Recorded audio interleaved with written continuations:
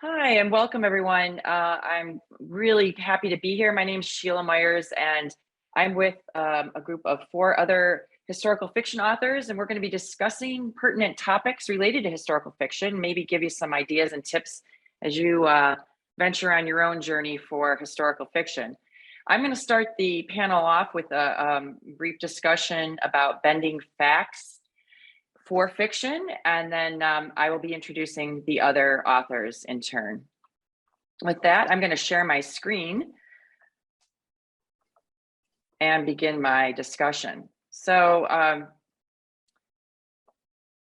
this is just my perspective. It doesn't mean it is the perspective or the rule of the land, but I have some thoughts in terms of my own experience from after writing I've written 5 novels, 1 contemporary, and a trilogy that was set in the Gilded Age, and then one that just recently came out in April, which is set during the Great Depression. And so I've just learned a few things along the way, and I'm going to share those with you today. So one of the things that I've learned is that, the aim of fiction is to entertain, not to educate. And the greatest example I have here is Downton Abbey. So people tuning into Downton Abbey or watched it for a long time because they really appreciated the soap opera that was happening in the scullery and the upstairs dining room, and not necessarily the fine details. Not to say that the fine details aren't noticed by fans. The example I have is that I understand there was a brouhaha about the position of a riding crop by one of the actresses in a fox hunting scene. But in general, when we think about it overall, I doubt that really hindered the plot and moved, the key is moving it along, and it didn't lose too many fans. So just keep that in mind when you're writing historical fiction, that your fiction is fiction. It's meant to entertain. If you were writing nonfiction, it would be a little different. Those details would really matter. Another thing I've learned is that sometimes there's facts that aren't really known, and they won't, when you don't know the facts, it doesn't explain necessarily why something happened, or you might need to clarify for your readers the motives of protagonists if it's unknown. And I'll never forget the 2019 Historical Novel Society conference, and the author Dolan Perkins Valdez was there speaking about her novel Wench, which is about a group of men that go to a resort in Ohio, and they bring their enslaved women with them as entertainment, and women hatch a plot to escape. And she was talking about how a lot of these enslaved women did not have oral, they might have been oral histories, but not necessarily things that were written down. And so she was saying, in general, sometimes you have to make shit up. You have to come up with, why do you think something happened given the time period? And it might not all be written down for you in terms of fact. And then in terms of historical facts, there might be times where you're bending it a little bit because it fits in with your story. And one of the examples I have here is The Fortune Hunter by Daisy Goodwin. She took a 7-year love affair and condensed it into 2 years. And I only know that because I love the book. And then I read a review where somebody was taking umbrage with that. It was about Empress Sisi and her affair with the man who taught her how to ride. His name was Bay Middleton. And you know what? Her response was, I had to. It would have been a trilogy otherwise, right? I had an example of that with my Durant family saga. This is a trilogy that I wrote about an actual famous family in New York. And I needed a cousin to pal around with, Ella, who you see down here in Castles in the Air. I hadn't realized at the time that she was actually a lot younger by about a decade, but it was, by the time I had written the book, when I discovered that, it was too late, and no one really cared. None of the Durant descendants took notice. And then there's the idea that the known facts are as likely to be as fictional as the fiction itself, otherwise known as the winner writes the history books. William West Durant is a protagonist in my Durant family saga. This is the first book in the trilogy. And I discovered that he lied to his biographers. There was a biography that came out in the 1930s about him where he was interviewed. He was in his late 80s, mid 80s rather. And he said he went to the University of Bonn. He wanted to showcase that he was educated in Europe and that he had an education in architecture, which he really did not.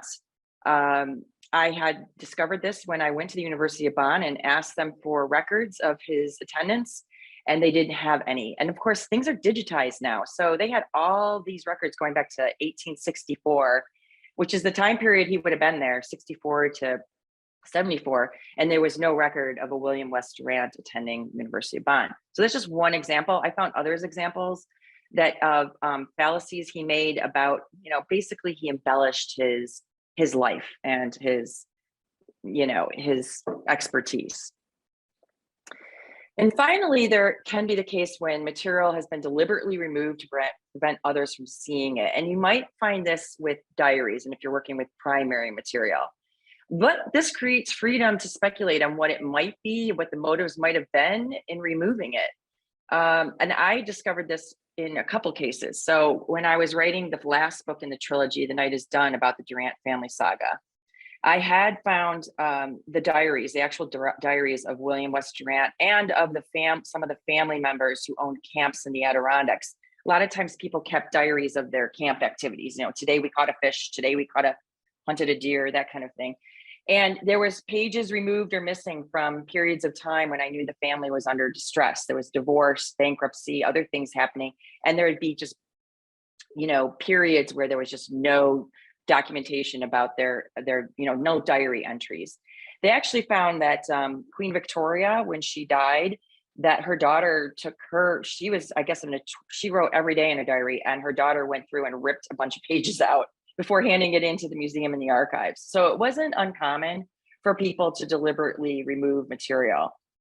In my last book, I have a protagonist in there who I base off some diaries of a woman named Emma Bell Miles. And similarly, her editor of her diaries found that there was some pages removed, and he believed it was because she had self-aborted and did not want the world or her children to know, or maybe it was her family members who found the diaries and removed those pages. So this is just how you can contact me about, if you have any questions about my work. And I'm going to stop sharing at this point so that we can have a little bit of a discussion from here about my work and this topic. Well, Sheila, I find it really interesting when you have something where you have an actual person that's actually lied and you're writing this history. How do you deal with that? I really found it to be kind of astonishing. The last biography was 1980s. And of course, before digitization of a lot of archival materials, people just didn't know some of the truth about this Durant family in particular. Some of it I didn't need to include in the book anyways, but I was blogging about my research and I told people about what I was discovering in my blog. Cool. Does it kind of make you want to throw away some pages of your own diary now? I've been thinking, I have diaries going way back, and I'm like, what do I do with these things? Because I know. It's something we all talk about in different ways. Yes. That's all right. Amazing. Yeah, thank you, Barb. So with that, I'm going to stop and move on to our next speaker here. So next we have the small details matter. So we're going to get into how much of those small details do matter, focusing on the setting, the period, and for the character. And we have Dawn Hogan, who is the author of Unbroken Bonds, who's going to talk next. So I'm going to leave it to you, Dawn. Okay, well, because I'm not on my computer and things went hinky just trying to get onto this, I don't have a slideshow because I can't share it off my iPad. So, what kind of things do you want to put in a historical novel? What's important? Well, that's really kind of simple. The things you want to put in are what contrasts the time you're writing to the current time. A good example for me was when I was writing my last book. I had a character that was going to make a long distance phone call, and it was 1956. Well, how do you make a phone call in 1956? I wasn't sure, so I looked it up. And as it turns out, you have to go through the operator. You don't just, punch in a call, and you sure don't pick up your cell phone and hit send. So, and a lot of people didn't even have home phones in the 1950s. So they would have to go to a pay phone in a phone booth and make the call from there. And those are definitely relics of the past. You don't see those anymore. And why is this important? Because people know their history and they will call you out on it if you get it wrong. And next, you want to talk about authenticity. When you want it to be authentic, do your research. The internet is your friend.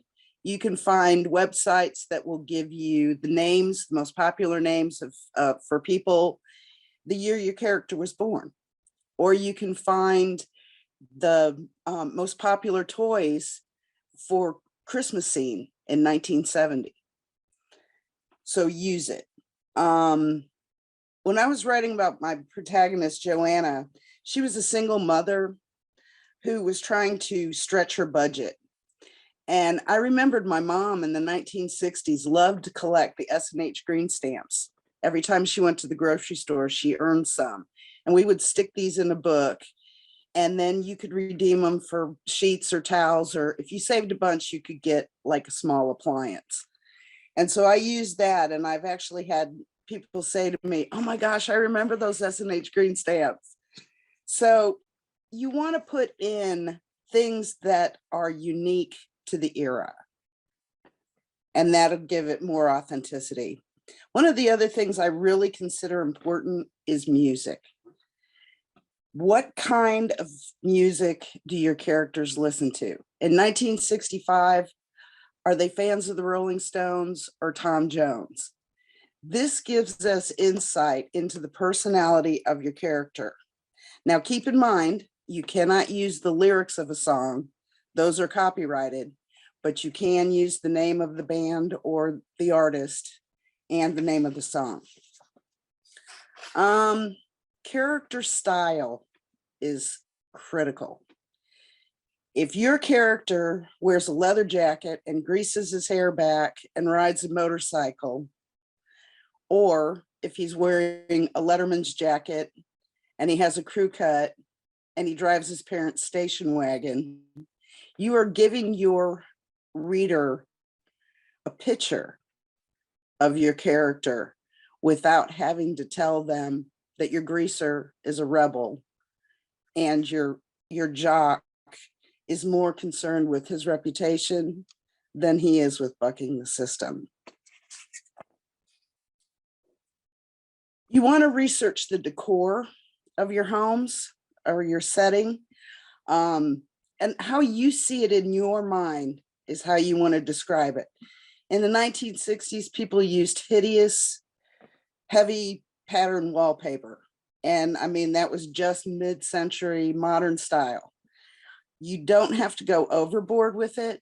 You want to give them just enough so that the reader has a picture in their mind's eye of what it looks like.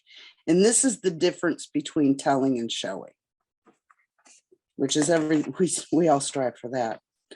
You want to set the scene for your reader. What were the stores they shopped in? What did they buy? Were they satisfied with that purchase, or was there regret? Where did they hang out? Did they go to the soda fountain? What did they order to eat? How did it taste? These are little things, but they pull the reader into the story. You want to think about language as well. Language changes over the decades. Think about the way people talked. What was the slang that teenagers used back then?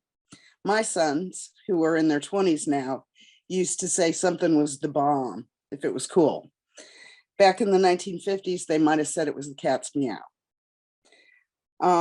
You also want to think about the regional way people speak, regional and cultural aspects. I'm originally from Chicago, but I've been in Alabama for 35 years, and I guarantee you, I have never heard a Northerner say, we might could, or we're fixing to. So next, you want to take into account what's happening in the news. What are the current affairs of this time period? Much of my book was set in Memphis, Tennessee, during the 1960s. And I could not have characters living there during that time and ignore what was happening with civil rights and the assassination of Martin Luther King Jr. These are the headlines that changed the world. Some of the events in your story may not affect your character directly, but you've got to consider, can those go unmentioned? And lastly, I guess I can say, in the small details, they're the elements that allow your reader to see, hear, smell, taste, and feel. And when those are done correctly, we're transported to another time and place. And personally, those are the stories that I love to read, and they're the ones that stay with me. I hope this is helpful.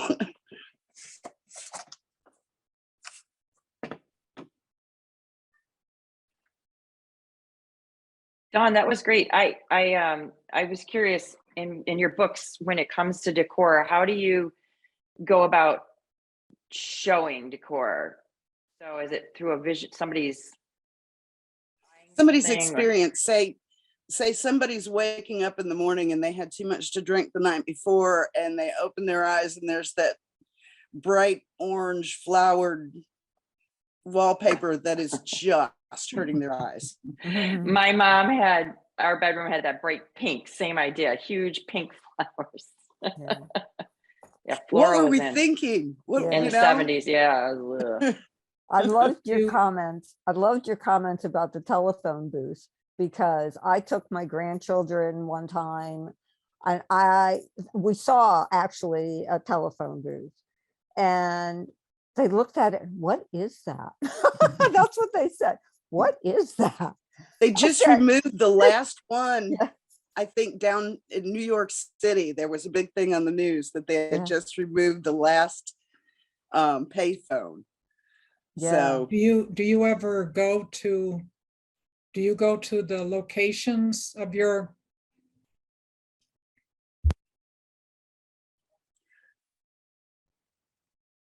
We've lost your audio. Lost your You audio. went mute. My audio's here, but she was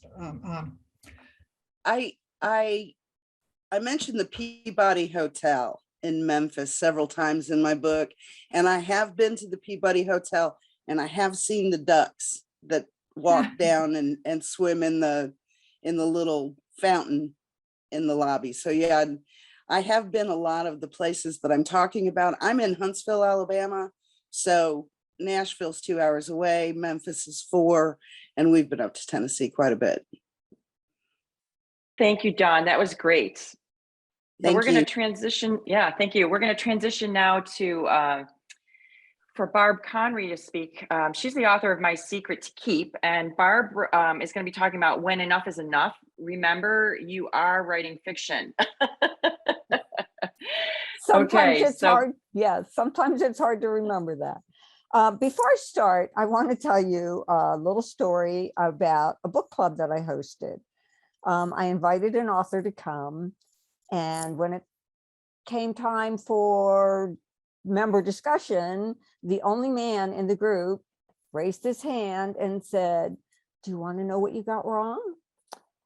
And the room went quiet, and I went like as far under a rock as I could go. And the author, who was terrific, just smiled and said, "No, what did I get wrong?" Well, it turns out that this man was, before he retired, he worked with defense contracts. And he said, "You got your defense contracts wrong." Now, in this book, there were maybe 4 sentences about defense contracts, but this is what he picked up on. And I bring this up because we try so hard to get everything right. And she had written a beautiful book and had done a lot of research, but she obviously missed the defense contracts. So that just is an example of no matter how hard we try, sometimes we miss something, and we just have to live with that. And, you know, we are talking about fiction. We are not writing a history book. The other thing I want to tell you is I'm Italian. And if this panel was about how much food is enough food, I would tell you there's no such thing as too much food. With that being said, I'll now move into what is enough for researching for historical fiction.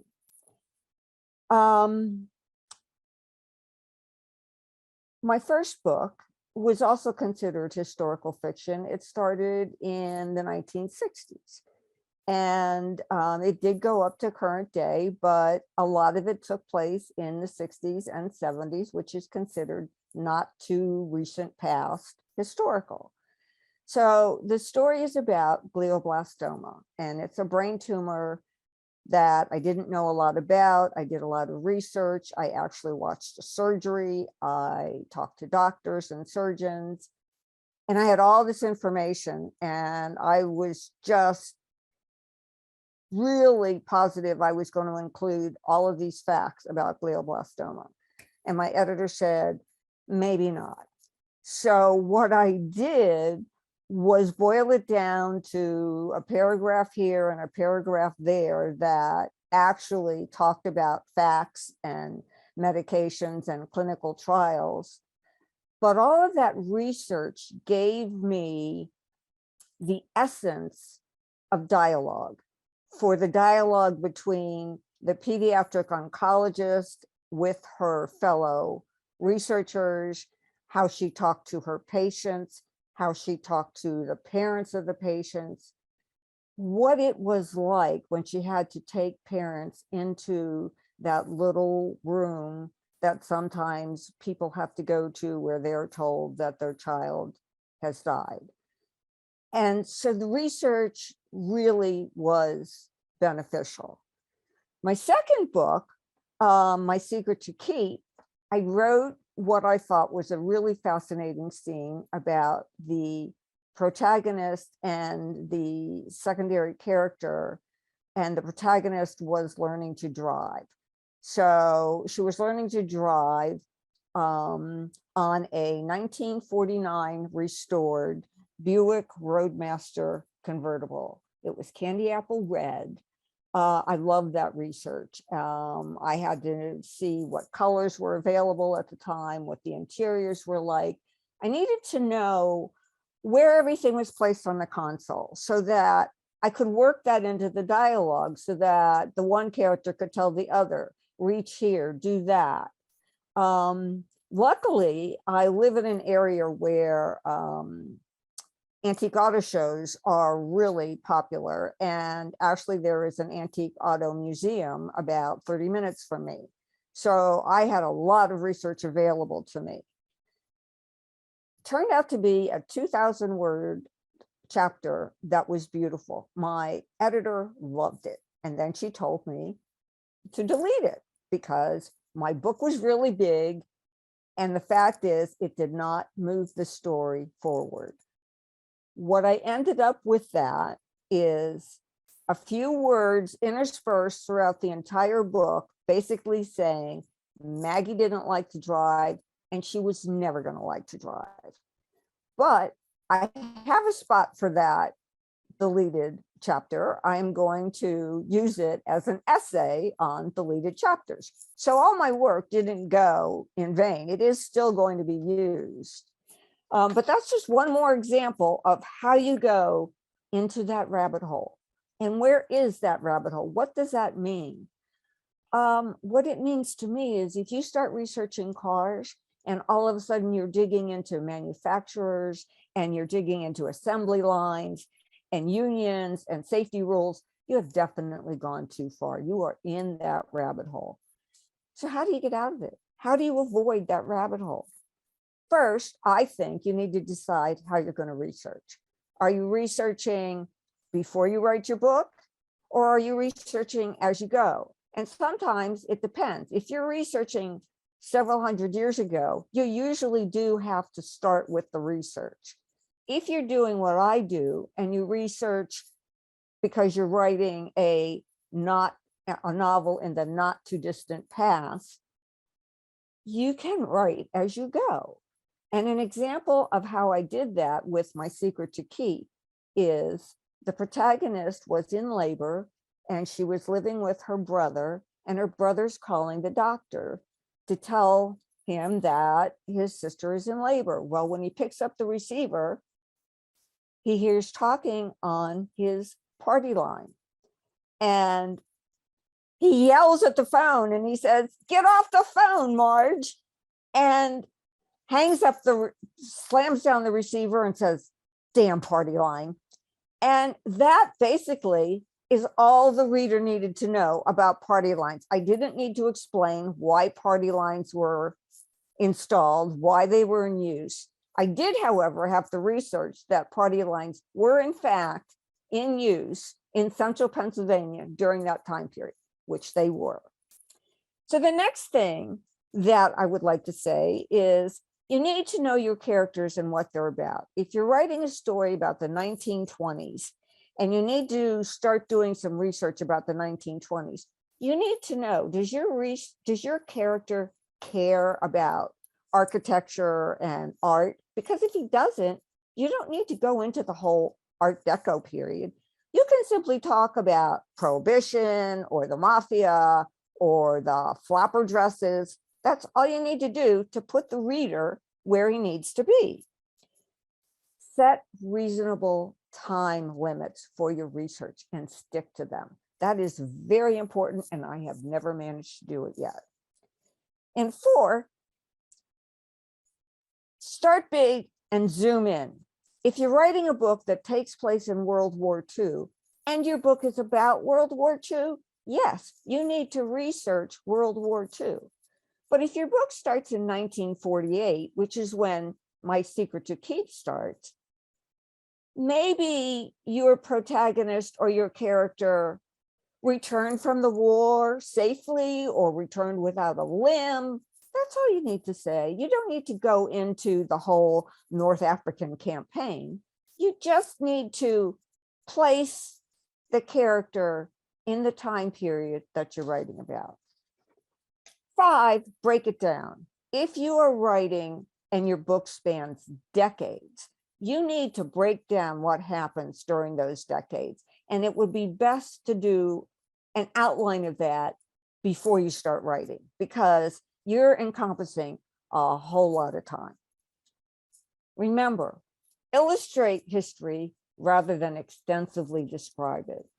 The same rules of writing historical fiction apply to any fiction. The story must keep moving forward to keep the reader interested. I sure hope this helps. Thank you. Thanks, Barb. We have time for maybe one question for Barb. Okay. Does anyone have, Barb, I want to tell you, I did pre-order your book today. Oh, thank you. I saw it Thank on you so BookBub. much. Thank you. Yeah. Does anyone have any comments, or should we move on? All right, with that, I'm going to move on. So next is Grace Marcus, and she's the author of Visible Signs, and she's going to be talking about the parallels of then and now, how historical novels illuminate the struggles we continue to have. In other words, history repeats itself, I think, but we're going to let it go here to. Well, hopefully history, we learned something along the way. We might not get all the lessons all the times, but hopefully historical novels contribute to our understanding, doing things slightly different the next time. Full disclosure, my novel, Visible Signs, is set in the 1970s, and that is my lived experience. And when I started writing this novel, I had no idea that by the time I finished it, it would be an historical novel. But for the characters in my novel, that 1970s was an entirely different experience. I felt as if I was looking over a chasm at people stranded on the other side. having been the beneficiary of the women's liberation movement, I wondered what it was like for the women before me. Women who had, as it were, placed their bets before the rules changed, before the Beans, before the Beatles, the war in Vietnam, the aftermath of Vatican II, the women's lib and civil rights movements, the assassinations of John F. Kennedy, Martin Luther King, and Robert Kennedy, before Da Nang, before Watergate. Both Sister Jude, an Irish Catholic nun, and her childhood friend, Connie, a traditional Italian wife and mother, had chosen vocations that seemed inevitable given their histories. But as the upheaval of the Cultural Revolution began to shift societal norms, it afforded them perspectives and options that didn't exist when first they made their vows. When a starving migrant boy crosses Sister Jude's path and a crumbling marriage threatens Connie's children, both women are forced to choose how to make their way in that new world with its challenges to the institutions of marriage, church, and state. Sister Jude tells Connie, "Children like Tomas need help. I couldn't turn my back on pain and suffering. But ever since Vatican II, we've been sorting out our role as nuns, what to relegate to the past, what to keep." And I'll just interject here that you will see today that that has made a difference in how nuns operate in the world due to that part of our history. She continues, "And the carnage has taken a toll on me, night after night, watching Cronkite, seeing the body count, all those lovely young men. I'm so glad Danny left the country." Danny was Sister Jude's boyfriend before she entered the convent. "The Pentagon Papers proved him right. Now, Watergate. We should be falling on our knees in the streets and protest. I just couldn't bear doing nothing while others sacrificed their lives, walled up in the convent as if I were living on a separate planet." Then as the monastery retreats go on, women are coming to the monastery who are back from El Salvador and the Peace Corps in South America and marching in Washington and in Selma, women who are starting their own businesses. And after the birth of her third daughter, Connie's volatile husband wants to go for a fourth. He wants a boy. So despite his tantrums and his emotional abuse, she does not have the choice of either divorce or birth control. We can look back at that time and the times before and trace the ever familiar spiral as we go round and round again, both as a society and as individuals. And these same issues informed novels of recent decades: Alice Walker's The Color Purple, Tim O'Brien, The Things They Carried. And in 2019, just a couple of years ago, Colin Whitehead's The Nickel Boys was based on a true story of a brutal Florida reform school in the 1960s during the civil rights movement. And then in 2020, the murder of George Floyd sparked the largest racial justice protest in the United States since the civil rights movement. And I'd like to think that the Nickel Boys, The Color Purple, Toni Morrison's novels, with their windows into subjugation and cruelty, contributed to the conflagration of outrage at George Floyd's death, and that our novels allow readers to enter into the hearts and minds of people who carry the burden of our indifference. Just a few months ago, Russia invaded Ukraine, and this panel's organizer, Teri M Brown's novel, Sunflowers Beneath the Snow, speaks to the history of that war from the perspective of 3 generations of Ukrainian women. And just last month, the Secretary General of the UN warned of an unprecedented global hunger crisis, with nearly 300 million people facing food insecurity, due to war, climate crisis, poverty, as desperate a situation as John Steinbeck's novel, The Grapes of Wrath. And less than 2 weeks ago, the Supreme Court overturned Roe v. Wade, limiting women's right to choose, the ramifications of which are explored in Hogan's novel, Unbroken Bonds. Undeniably, progress has been made in women's and minorities' rights, but here we are, 50 years later, still waging battles for equality, justice, and peace. Thank you, Grace. Nicely done. Did you rely entirely on memory? Or did you make any visits to archives or go back to your home area to sort of refresh yourself? That was engraved in my memory, my home area. In fact, I don't know, one of the scenes, I don't know if any of you are Catholic, but I remember when we were little, if we didn't have a veil, we'd have to wear a tissue on our head, pinned with a bobby pin, which would then scrape your scalp. No, I did have to verify, as Dawn was saying, and Barbara, I did have to verify when things happened, what songs were popular in what year. I threw in Ovaltine in one of the scenes because I remember that as a child. I don't think, do they make it anymore? They do. I've Oh, they seen it. do? Yes, yes. I've Oh. seen it in the store. I wouldn't mind trying it again. I bet it won't taste as good as it did when we were little Probably not. Probably not. because we remember it as tasting really well.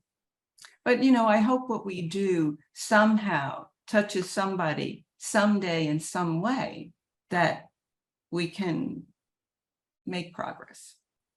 Well, I and I feel like right now, especially like with Teri's book and with my book, it's really unfortunate that we are repeating a history and we're going back to what Steinbeck wrote about, and we're going back to a history 50 years ago that we shouldn't have to redo. If we'd learned the lessons of history in the first place, we wouldn't be doing it again.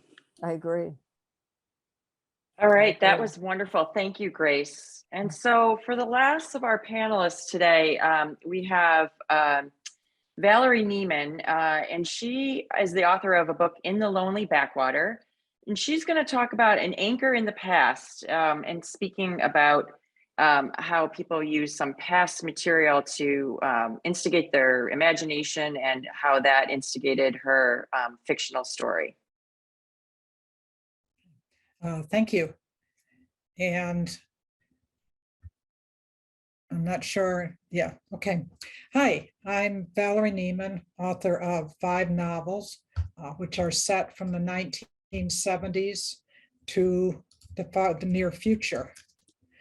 And In the Lonely Backwater takes a different approach to historical research, as I wove material from a scientist's journal and a community's legends of the past to shape the story of a solitary teen contending with issues from family dysfunction to her own sexuality. So I'm going to share a screen here.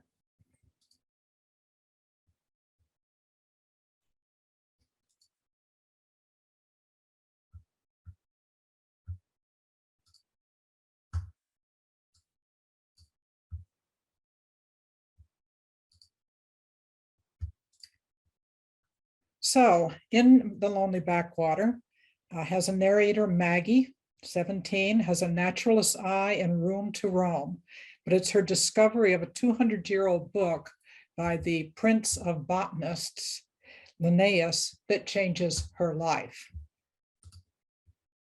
She comes by his tour in Lapland following a break-in at a historic church, and she actually steals this volume and is transfixed by a description of a wild adventure. She believes at first that the writer was female, since the first researches she does turns up the name Carolus. As she reads, however, she develops the ultimate long-distance relationship with the 18th century botanist. And here he is. He is definitely a looker with his red jacket. The book she finds is an English translation published in 1811. Early in the writing, I knew that I needed to see, touch, and experience this book as Maggie would have. I located an original copy at the University of North Carolina Biology Library. The book, its pages deeply foxed, was handed to me along with white gloves and a pencil and the stern injunction against the use of pens, lest a stray ink mark occur. I sat in a cubicle, read, and took notes in my terrible former journalist scrawl, including illustrations, which I tried to recreate. This one is a particular favorite in that it's one of his not very attractive drawings. He wasn't much of a drawer. And it depicts the flower Andromeda, which he likens to a Grecian princess trapped on a rock and beset by sea monsters. And that figures in the book as Maggie reads this, and she's thinking about her own sexuality and all sorts of things. So it plays a role. The research took me to Chapel Hill, but today I would have to go no further than my desk because it is now available as a facsimile online at the Internet Archive, complete right from the introduction, complaining that Linnaeus wrote his diary in Swedish rather than Latin, which is the scientific standard.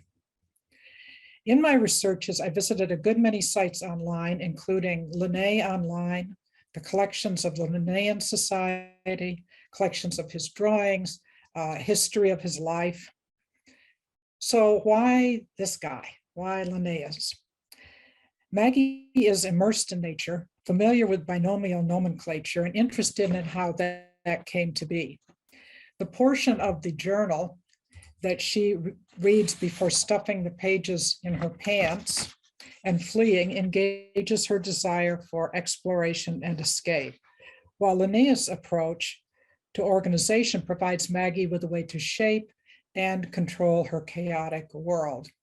She categorizes people in and around the marina, but has a more difficult time finding a place she fits. At one point, she calls herself a creature like a bear or raccoon. I can live lots of ways.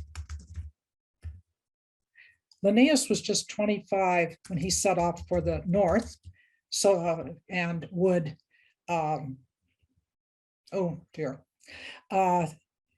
traveling light, living among the Sami, whom he celebrated for their ability to adapt to the landscape and use its resources from reindeer to mushrooms. He favorably compared their simple lifestyle to that of the Swedish villagers he knew. As he was describing plants, animals, and minerals, it was for both scientific investigation and potential exploitation by the crown. What's interesting about this is that this marks the beginning of what we call ecology, as he considered the economy of nature in how all things were interrelated. The diary was not published during his lifetime, but Linnaeus drew upon his observations for the groundbreaking works of taxonomy that would follow.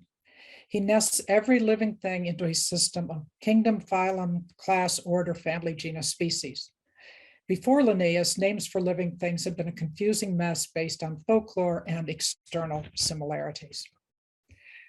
So there are some shadowy figures that are around Maggie, this ghost of this botanist, so to speak, and some other people involved in the murder at the marina. So the history is very present for her. He's almost a living being. It's unexpected to turn up things which are troubling sometimes. One of the things that I turned up was that Linnaeus' work was used to underpin racism, that he had come up with this plan to categorize life and for humans call them simply Homo sapiens with 4 versions or taxons denoted by color. He isn't known to have used the word race and wrote that God created one human, as the Holy Scripture teaches, in many forms. But that who with a sane mind would be so frivolous as to call these distinct species?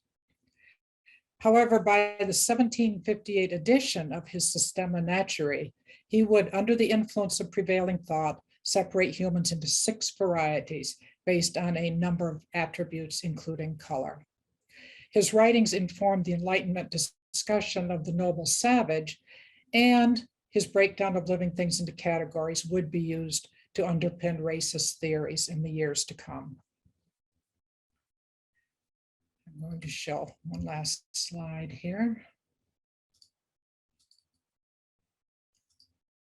Along with the research into Linnaeus and his role in Maggie's life, I drew on my years sailing at Lake Carr to delineate the setting and history of the area.